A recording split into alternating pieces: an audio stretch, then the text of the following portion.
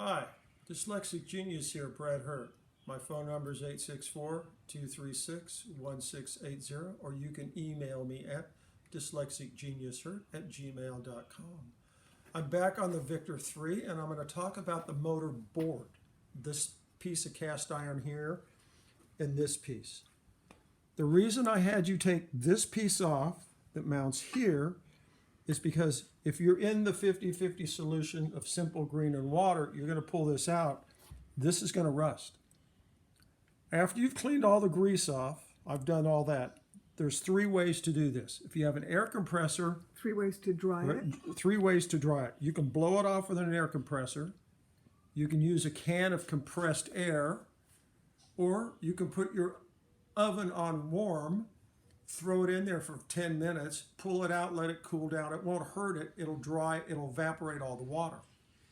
The other problem is, because I said you needed to take this off, if you had to pry it off, you set it in here and you had to pry this to get this piece off. They do come off. You're going to have a burr in here.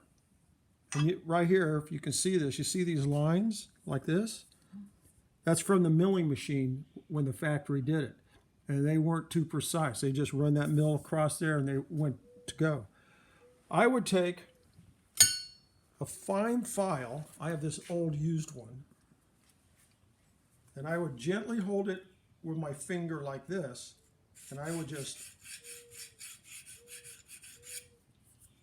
and check for burrs on the edge. If you don't have a file, you can use a piece of 320 sandpaper the same way and take off any burrs you see. If the screwdriver gets in here, this stuff bends very easily. That way you can put everything together. What I've also done is the holes for the bearings, where my finger's pointing here and here, sometimes have burrs in them, because you'll clean everything in and you'll stick the bearing in, you'll see the bearing doesn't go in. Well, I use my drill and my flex hone, and you just take this,